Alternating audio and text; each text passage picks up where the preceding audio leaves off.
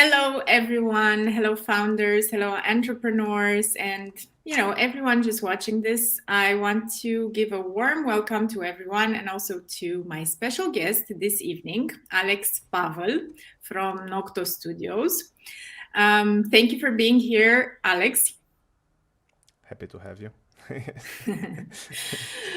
Let me just start with the regular intro, right? Mm-hmm. I am Avocat Olivia Marcu-Iordanescu. I'm an international attorney and I partner with technology scale-ups to streamline their legal processes so they get ready for funding fast and efficiently without company valuation issues or legal bottlenecks. Every Thursday, I go live on my social media channels to share founder stories, first of all, but also a lot of insights and great business tips and anything that has to do with entrepreneurship and founding a company and getting ready for funding. And so in this context, I have invited Alex Pavăl this evening with us. I'm going to ask him a few interesting questions. And also, he has been generously accepted to answer and give us his side of the story, his experience in entrepreneurship. And I named this topic this evening, how niched is your niched startup? Specifically because when we were preparing for this interview, and we were brainstorming about what we are going to share and how to make this as valuable as possible to those of you who are listening and watching this. What came up for me is, and I think this is something that a lot of entrepreneurs deal with, not only in the beginning of their entrepreneurial journey, but also later when they decide to scale up or expand to different markets, is this constant endeavor to find the right niche, to be as relevant as possible to the customer or the clients that you are serving. And so I couldn't think of a better topic and of a better example than Alexandru's story and company. And so I really think it's this happened for a reason that we met, Alex. This is my point. And that this topic emerged out of our conversation. And I love that you are leading this by example. And so in this way, I'm introducing you and giving you the opportunity to say a little bit about yourself, and then we will lead the listeners and those who are watching us into why this topic of the niche became so relevant during our conversation. Go ahead. Sure. So yeah, hello everyone. I'm Alex Pavăl. I'm the CEO and founder of Nokto Studios, and besides that, I'm also an embedded developer, some kind of entrepreneur, I guess. At this point, I guess I can safely call myself an entrepreneur now. I'm also an engineer, let's say, since most of my, activities in the embedded field and automotive, that makes me kind of an engineer. Also, because of my studies, I'm officially actually an engineer, so that's also a thing to consider. And besides this, our main focus as a business is basically connecting consultants to companies from the embedded space and automotive space. And related to niches, this is as niched as you can get. And of course, this niche is pretty much out of the fact that I am personally working in that niche and I have been working in that niche. And during my journey, I actually worked on all kinds of side projects and pretty much trials of businesses or projects that could become businesses in let's say in this pursuit, but everything was unrelated to my main job. And this is, let's say, the first business that's actually connected to what I did for a living for I don't know, the last 9 years or so. Mm-hmm. So yeah, maybe we can touch on that a little bit also. I love that. I love that you mentioned that, because I think this entrepreneurial bug, so to say, is something in our blood. But for many of us, or for most of us, we explore so many things in the beginning, like you said, and it kind of takes something to actually find out what is the thing that is really going to work, and we are going to build a business around, and a company like you have. So let me ask you, what was the thing? What was the moment? Or how did you know this was going to be it? Well, to be honest, I never knew if it's going to be it. The only point is that you get feedback and I think this is one of the most important things that you need to do as early as possible. So to get feedback from the market. Okay, what is the market? Maybe one customer or someone that might be interested in your services or your product, because this is what actually let's say built our offering also. Because one of the first customers, let's say it was me. So when I started my freelancing journey, I actually wanted to join a network where I could just, I don't know, go through some kind of a pre-validation process, and then have some kind of opportunities to work on different projects. And I could not find this in my niche, in my industry. Of course, this exists. It's not something new. I didn't invent the wheel.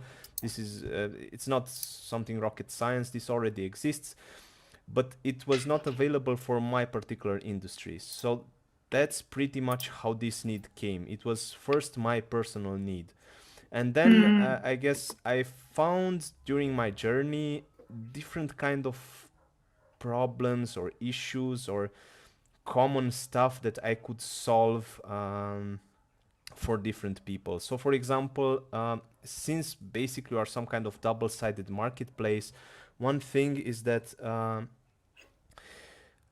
we have on one side the customers being the consultants that we work with, and on the other side we have the companies. And since our industry is built like this, so we have very big companies, it's a very big difference between what a company needs and what a consultant needs, or what a consultant wants.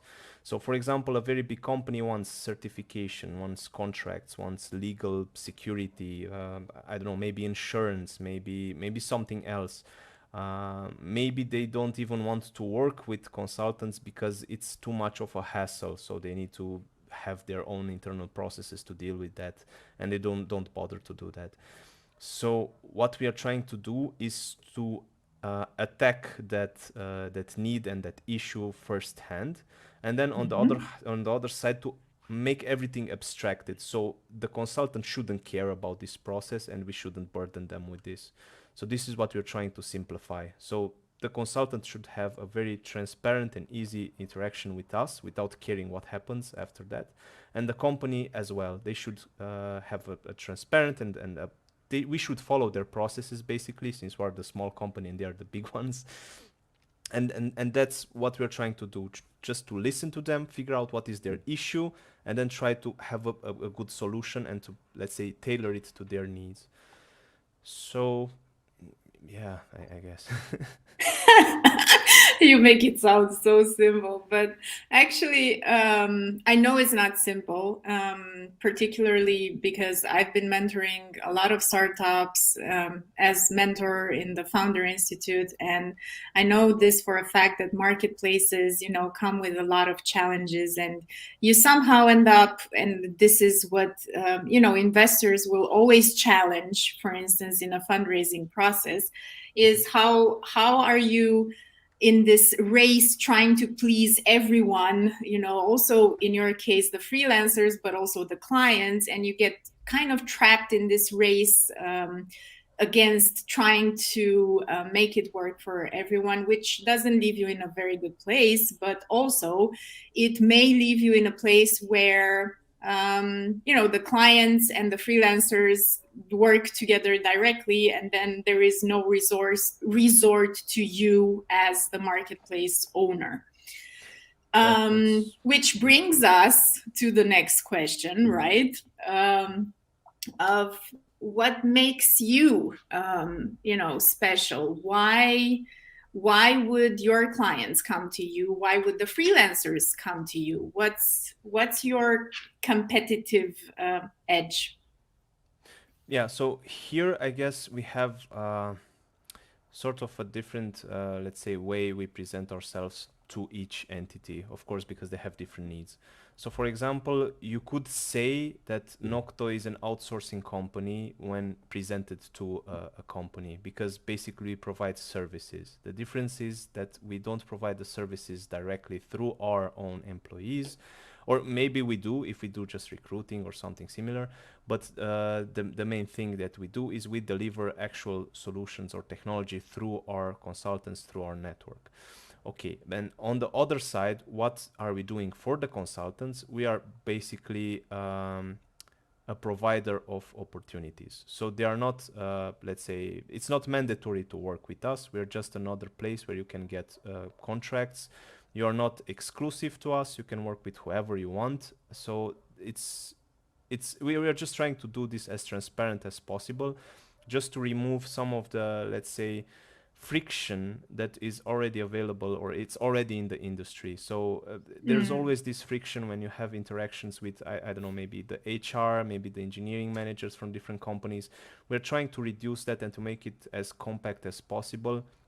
That's why we also, the pre-validation phase, we have two in one. So we do both the HR and the technical pre-validation in the same meeting. Of course, sometimes you cannot really cover everything, but that's just to have some kind of sanity check, let's call it. And then when an actual opportunity is presented, then we can go deeper into the discussions. But we are trying to, let's say, to be the interface, because we have this also standardized. So we have processes which are written in our dashboards, in our wiki, and then there we have all these processes written down. And we also have, let's say, the spirit, because it's not something written. We just want to do a better job than what the market is doing right now. So even though we also do the same mistakes that every other company does, so I'm pretty sure at some point we had candidates where we did not give them feedback, but I'm trying as much as possible to have processes in place so we avoid that. So if our customer doesn't respond after 2 weeks, we're trying to give the feedback to the consultants anyway, that, hey, we are ghosted, sorry. And this is one of the main issues that you can see during the recruiting processes, that it's even a meme at this point that HRs are just ghosting you. So we're trying to avoid this and to do a better job. And I actually understand why companies don't really do this, because it's hard to do. So to have reminders, to check constantly who is in your process, how much time did it pass. So it's not easy, but we're not trying to do easy stuff here. We're trying to do the right thing. So yeah, absolutely. And you said something very interesting that we also touched upon earlier in our conversation, is the fact that you are really looking at improving the process, doing things better. And how this looks is, for instance, and this touches also a little bit on my mission working with companies, which is to streamline their legal processes, is that you've given up the exclusivity, right?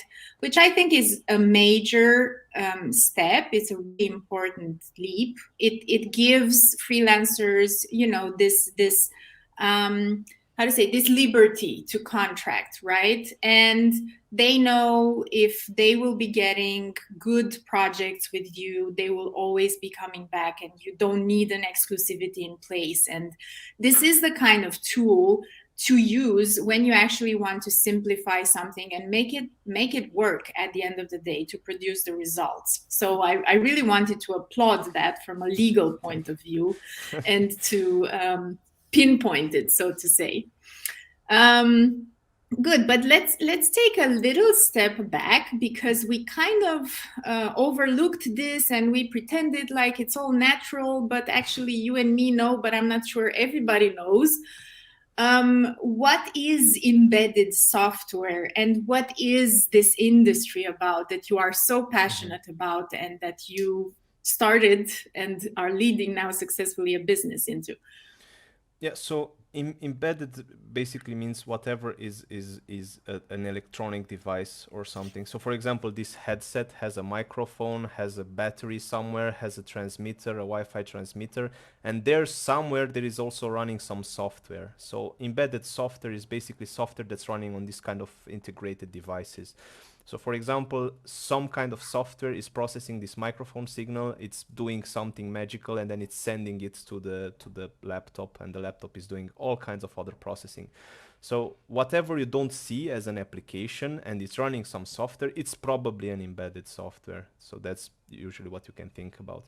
But then inside this embedded space, or embedded, okay, it's one keyword, but inside you have different industries. So my main industry right now, even though I don't really want to be exclusive in this industry, but this is my main experience, is the automotive industry. So what that means is that you have cars which have different kind of components, and these components also run different kind of software, and that kind of software is basically what we are covering and what we are focusing on. So development and testing of let's say automotive software and other kinds of embedded project software.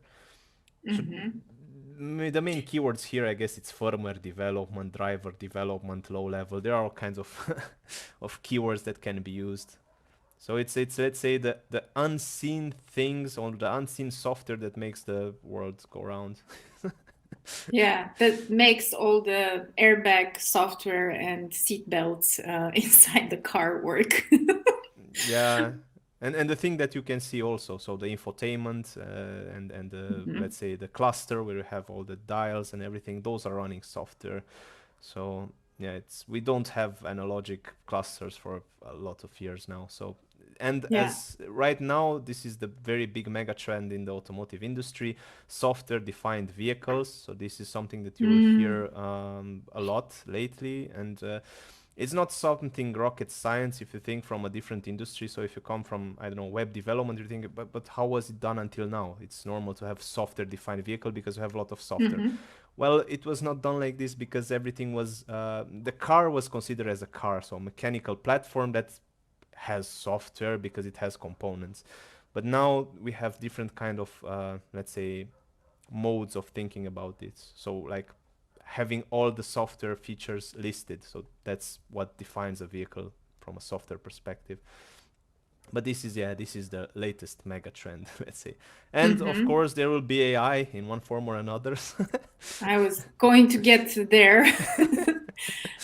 If you've had any projects yet, or how do you see the coming of the artificial intelligence in this industry?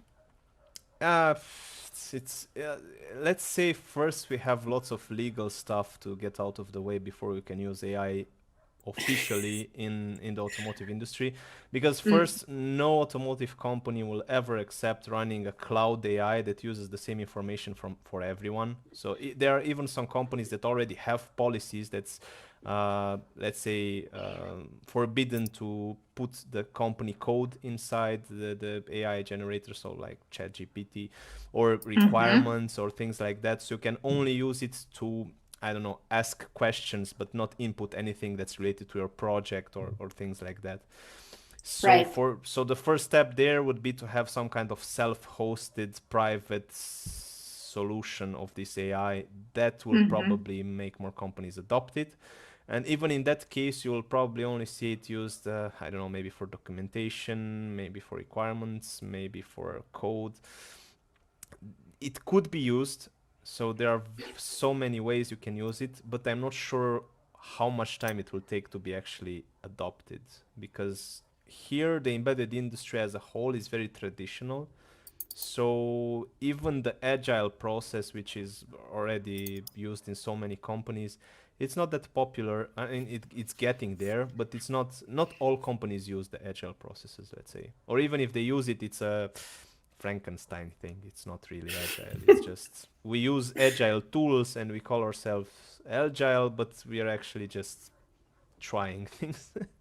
Yeah, just using agile to designate something that deviates from the traditional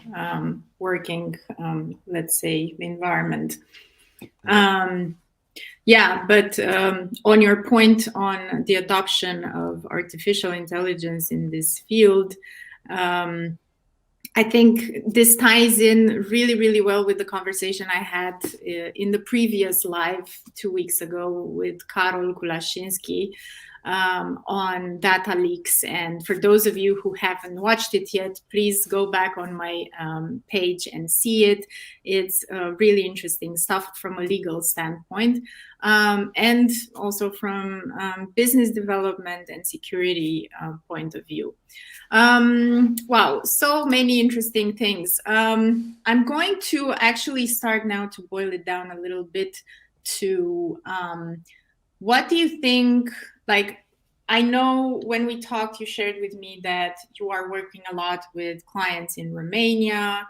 Are you also looking at other markets outside of Romania? I really find it fascinating that there is such a niched, marketplace and service provider out of Romania. I know there is a lot of talent in Romania, right? That you are basically outsourcing.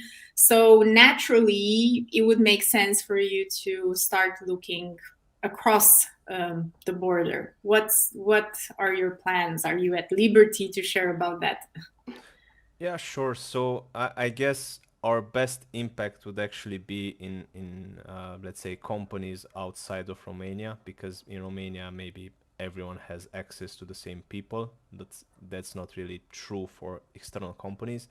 But I guess that's our challenge that we have right now: how to let's say get an entry in different companies from outside of Romania, because here it's also something related to my personal background, because pretty much at this point I growed this company based on my connections, based on my experience, based on the people that I met in different I don't know circumstances, maybe in fairs, maybe I was in interviews with them. So it's we already know each other, let's say, in one way or another, or we know about each other. But when you go outside of Romania, then everything is a little bit different, because I don't have any contacts outside, or even if I have, they are not, let's say, in the position that they can say, okay, I can work with you. They are either engineers that I worked with before, or different kind of positions which are not in that way.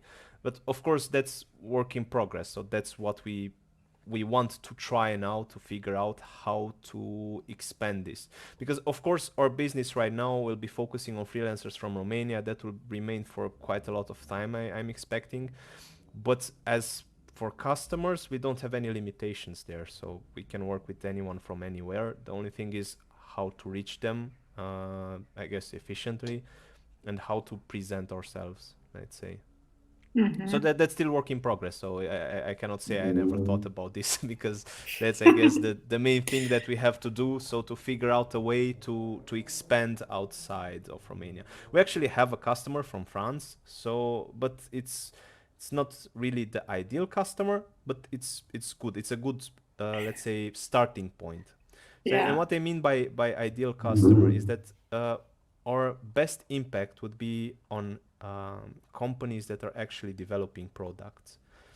So that means companies that do, I don't know, components, or have their own something, because there we can provide, besides people, we can actually provide teams, we can provide consultancy, we can provide more.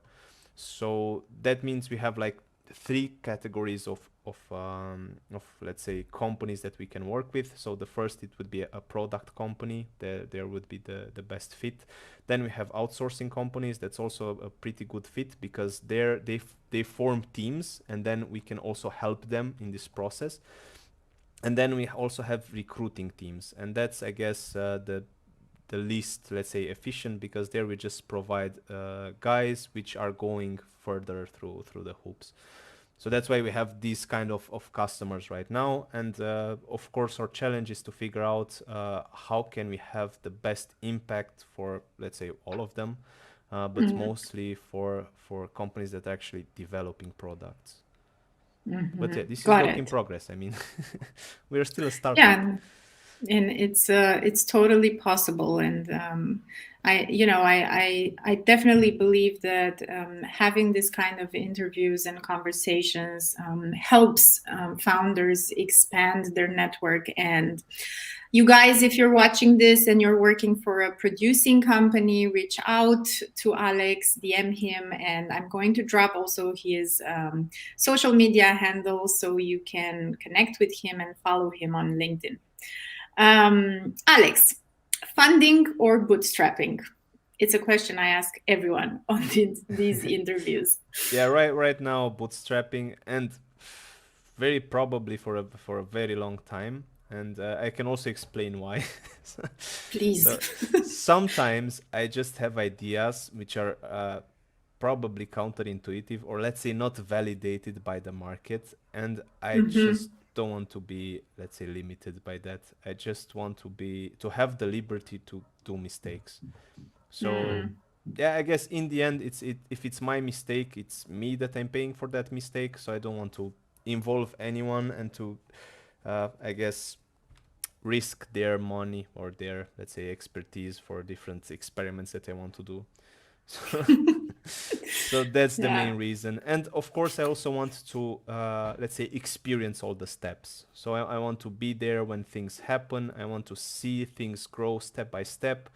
So that's basically why I'm a very big fan of bootstrapping. And it's also because I don't I don't think we would benefit too much from, I don't know, something like a venture capital, because we can do it, but we can bootstrap it. We don't have a product that needs a facility to build or something to produce. We are basically just a network of people, and we can do that with very little costs. So yeah. No, and it's how to say, it's totally understandable. I think you're also a very good example of the fact that bootstrapping does work. There's a lot of founders and startups out there who are really struggling, and it's not for everyone, just like fundraising is not for everyone, right? And I can totally get that. And I think it's, you have the privilege of having had this work out for you, and so to say, that you can afford it, right? Tell me about the team. Tell us, how did you build the team? Who is on the team? Give us a little insight into that. yeah, so right now I can say we have, let's say, two type of teams, sort of. So the first is the core team. So the way our business works is that the core team is the guys that make everything work from, let's say, the main business. So recruiters, branding, me, management, everything, technical discussions, and so on. And the other side of the team is the consultants that work with us. So they are, let's say, the extended team, because even though they are part of us, they're actually partners and not really the team. So that means that the core team is basically what we can call the team, because they make the business actually work, even though the actual guys that work on projects bring the money in. To say like that. So that means the way I created this team is let's say very non-standard, or maybe it is standard if you think about family companies.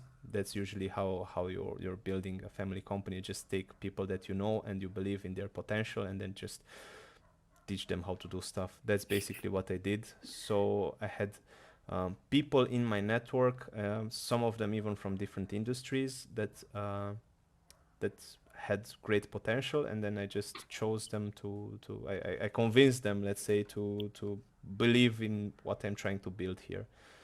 So that's basically how I build my teams. I mean the core team, at least, because for the technical stuff I have a little bit of a different strategies. Yeah, got it. I was really impressed when you shared with me that you have over 200 engineers in your network. In the extended network. So that doesn't mean that everyone is working with us right now, but we have them in our database. They have a description. We had an interview with them, so we know they exist. Yeah. Amazing. Yeah. Good. That kind of brings us to the end of our conversation today. We touched on so many things. I'm really grateful for you sharing your story with you, your personal story of how you came around finding your niche and creating Nokto Studios, which was a very personal experience where you yourself as a specialist, as an expert engineer in the field, you needed, right? You found that you have this need to find projects to work with clients in the embedded engineering industry, and you really couldn't find a resource for that, and so you started Nokto. And you also shared with us how even though you're a marketplace and there are a lot of cons against this type of business model, you successfully managed to also gather an enlarged community of software engineers, but also of companies, clients that you are serving, and you are bringing your own best expertise to the game. Having been through that yourself and coordinating teams in this field.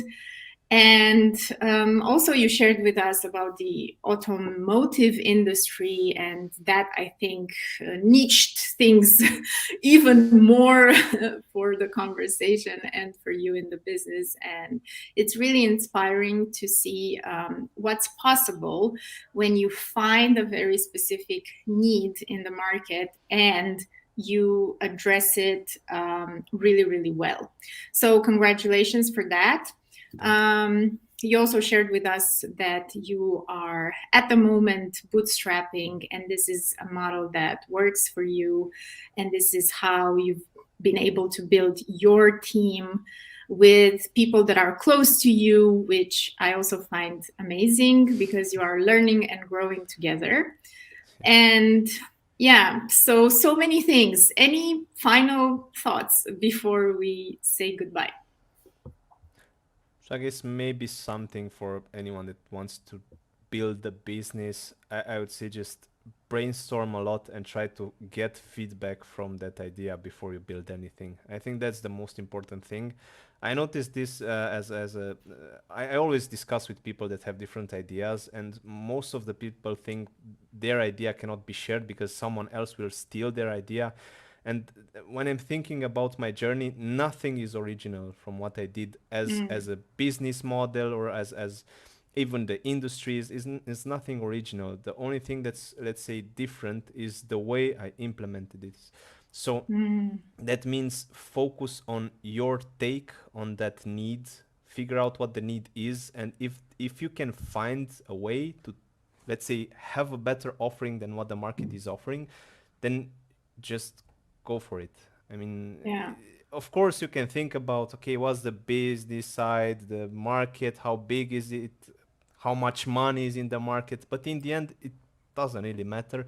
Whatever business you start, if it works, okay, you have the experience to build another one and so on. You don't need to have a unicorn built in 2 days. It doesn't make sense. Just build whatever and use that experience to build something else.